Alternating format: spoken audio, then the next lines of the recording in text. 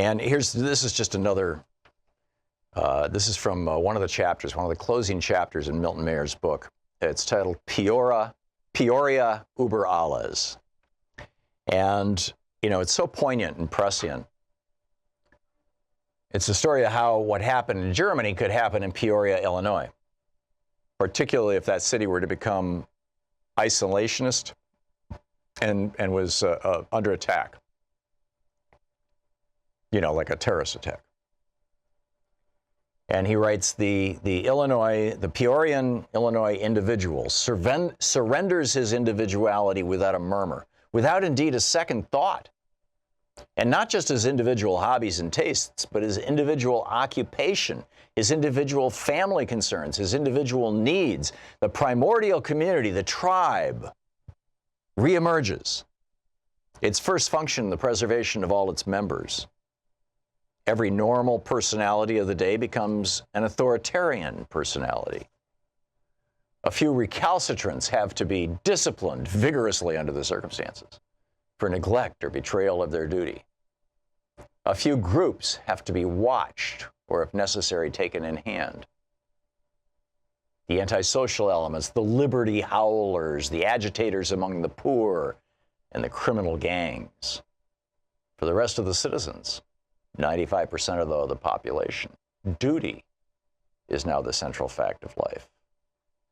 They obey at first awkwardly, but surprisingly soon, spontaneously.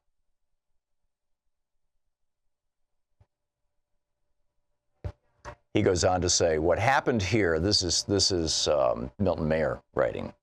This is not one of his informants, but he's describing it in his book that they thought they were free.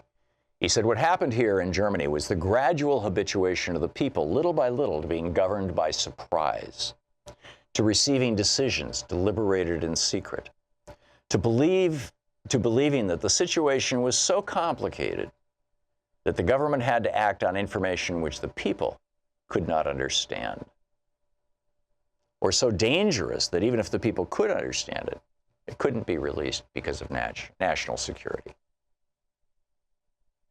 And this, this seems to me like where we are right now.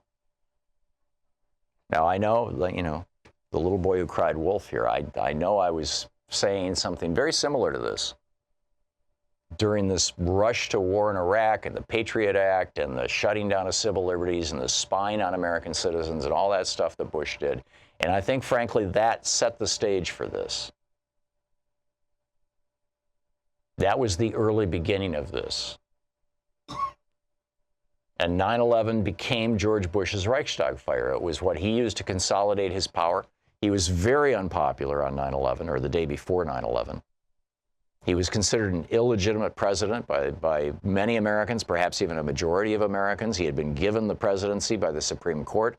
The BBC was airing a special that was shown all over the world. No American media would play it, about how the only reason George Bush was able to get close enough to have the Supreme Court give him the election was because his brother had knocked 90,000 African Americans off the voting rolls in Florida. I mean, he was in big trouble, George W. Bush. 9/11 saved his butt. Just like the Reichstag fire is what made Hitler Hitler. And here we are.